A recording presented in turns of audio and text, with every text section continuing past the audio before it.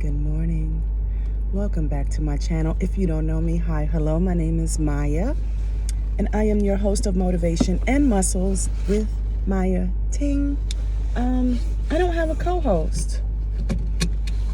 Well, I got some water that I keep in the car for the puppy. So, got my notes out because I'm on my way to church, and as promised, we are going to be talking about the exchange for disappointment for love, exchanging disappointment for love. And we've already talked about retaining your character and compassion when you are disappointed. We talked about refusing to make decisions quickly and emotionally, remaining open to hearing God's word, even if it seems unbelievable, responding graciously with a humble and obedient spirit. And last but not least, we're going to talk about realizing your disappointments can bring Christ into your life in a realistic way. Realizing that disappointments can bring Christ into your life in a realistic way. Have you ever noticed that?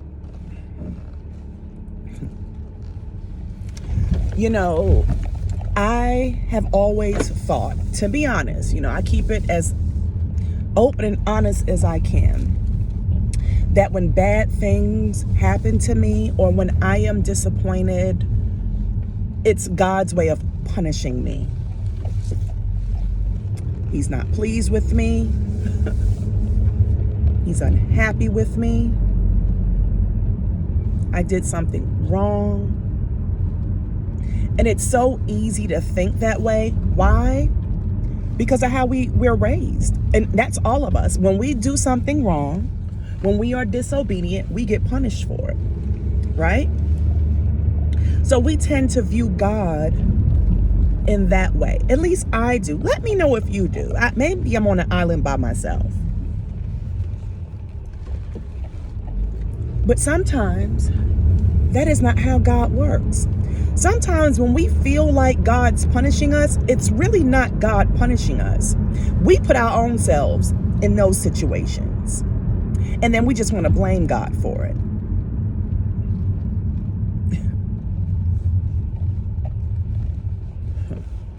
I've definitely done that. I prayed for a man back in the day. I get the man. I think he's heaven sent. And he really is just a dub. And it really wasn't the man's fault. Whose fault was it? Mine. Because I chose, right? I chose. I digress on that. What I'm realizing now, especially in 2023, man, we're going to have to talk about my dating history. We're going to have to talk about that. Oh, it was wild. I don't know if y'all even ready for that. But especially in 2023, what I have realized is all the foolishness that I was subject to this year. God wasn't punishing me. God was really trying to get my attention. Case in point, in 2019 when my mom died, he got my attention. He got my attention. How did he get my attention? Because God was the only one there. Yes, I had my husband. Yes, I had my kids. Yes, I had my church family. Yes, I had people. But in all honesty, the only one I had was God. And I've spoken about this before. I contemplated taking my life. And I contemplated taking my life, and this is a whole nother topic for a whole nother day, but the small overview for that is I just wanted to be with my mom. It's like, yeah, I know I have a husband. Yeah, I know I have kids. Yeah, I know I have a family. The list goes on, but it's not worth it. I'd rather be with her. And not to mention the pain was so stinking hard and painful. I can deal with a lot of pain that I couldn't at that time. But even with contemplating taking it and ending it all, I learned fairly quickly that God was the only one that I can depend on. And I had to go through that very dark time and dark journey to realize that He is the only real one in my life, who's always with me, who will never leave me, who will never lie to me, who will never betray me, who will never disappoint me. It's just not in His nature. And I've said this before, it's only as humans in the valley moments that we really learn a lesson.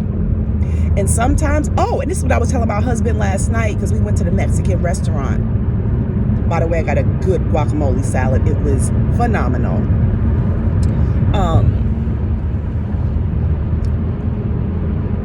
I just lost my thought just that quick. What was I telling my husband last night?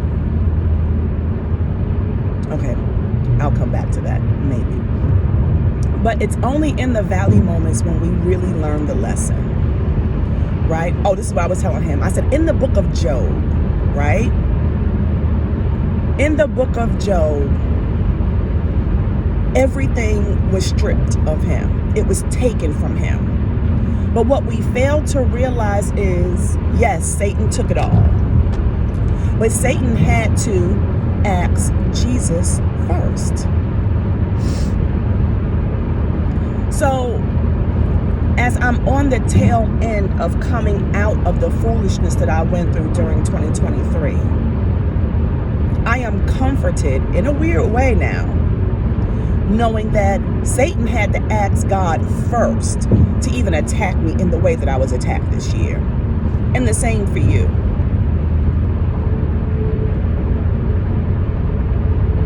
And I think it's so strategic, because at the end of the day, God already knows. Number one, you're not going to denounce Him. No, you're not. And you're going to be bigger and better than you were when Satan first attacked you.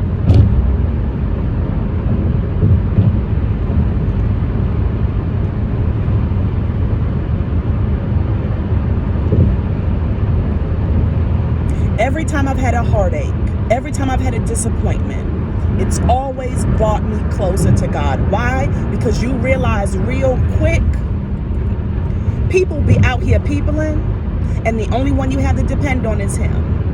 And ultimately, that's where God wants you. And me and a friend last week was talking about, why does it take all of this for God to get our attention? Why do we do that? Like my mom used to say, why do I have to spank your butt, put you on punishment, take your phone away, take this and that away from you? You're crying, you're having a whole fit, and all you had to do was clean your room. What's the problem? Why? Why?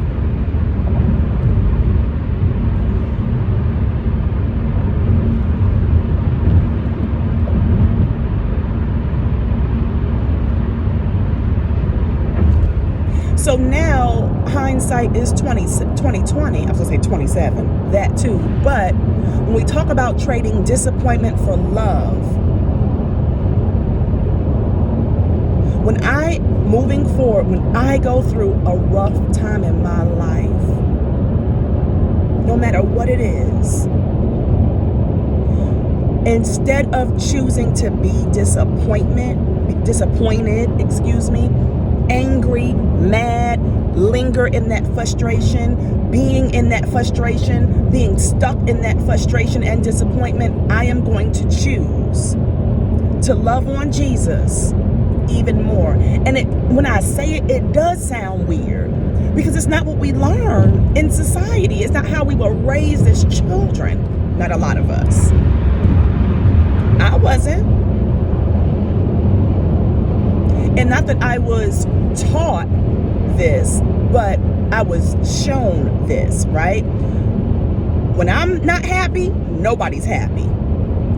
It felt better, and it felt like a safety blanket to be more disappointed than it is to love, if that makes any sense. Why do we allow negativity to be a safety blanket for us? Why do we do that? Can you imagine, and I said this before, what the world today would be like if we loved more, hated less?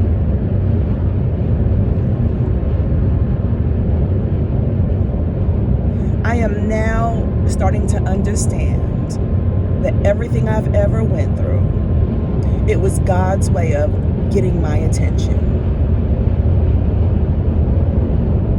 He hasn't forgotten you.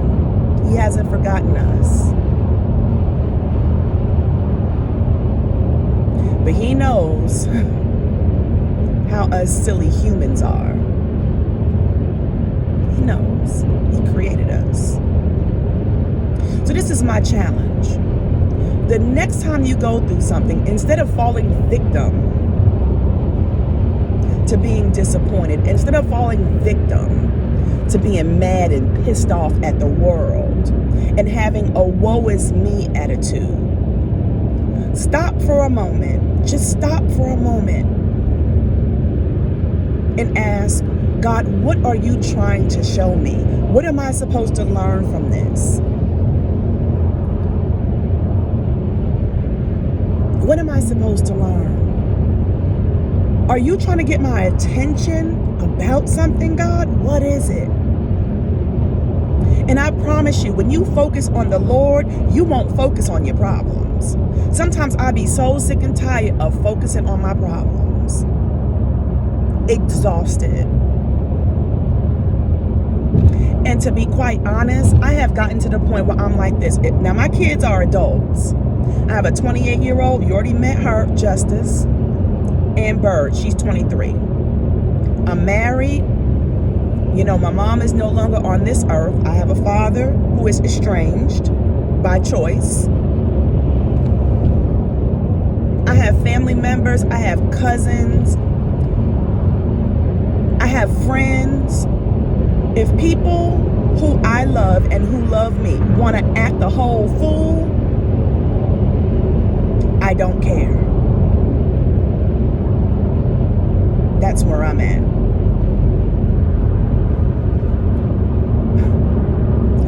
I cannot allow people to take me out of character. I cannot allow people to make me feel and make me act like I've never known a man named Jesus. I'm not going to do it.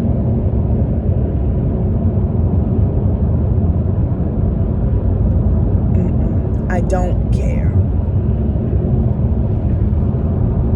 Now, let's be clear. I don't care, but I do care. But I can't allow for my spirit and for my relationship with God to be tarnished and damaged because of somebody else. I'm not going to do it. Now, the world going to say, oh, you a punk. You going to let such and so do that to you? Call it whatever you want to call it. But I'm choosing peace. I'm choosing joy. I'm choosing hope. I'm choosing kindness. I'm choosing gratitude. I'm choosing love.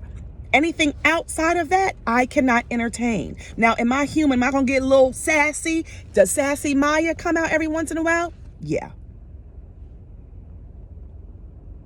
But for the most part, I don't have time. And that's why it's so important whether one person watches this video or 1 million people watch this video. I have to talk about the things of God. And it's not really for you, it's for me. Because I didn't grow up in a Christian household per se, where Christian values were instilled. No.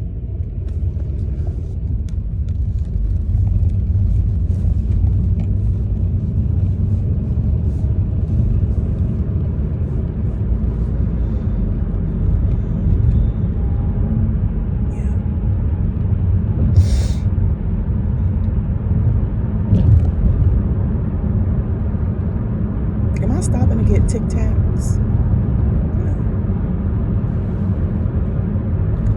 So let's meditate for 5 minutes on this. That from here on out, we're going to start realizing that what? That your disappointments can bring Christ into your life into a realistic way. Let's meditate on that. Because the fact of the matter is, when you're disappointed and you drop to your knees, you're trying to what? Get closer to Jesus. He gets our attention through the disappointments and the trials and tribulations of this world.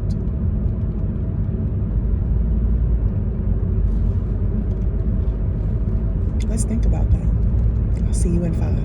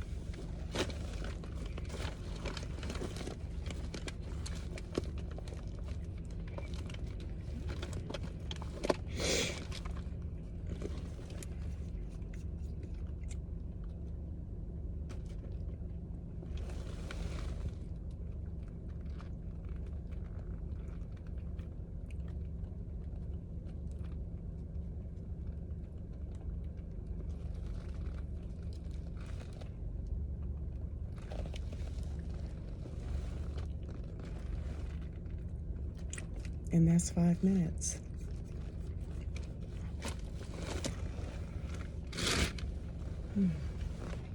So what choice are you going to make? I'm choosing Jesus.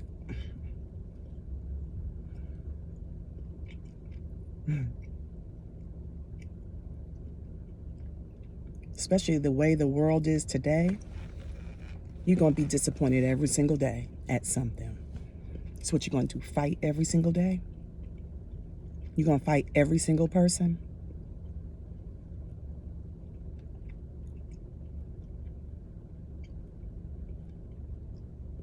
No.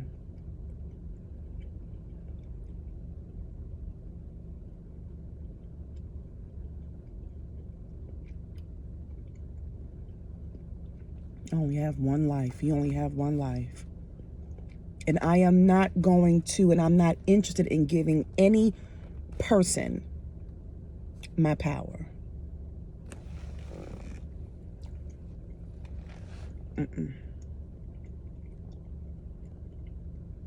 Not interested.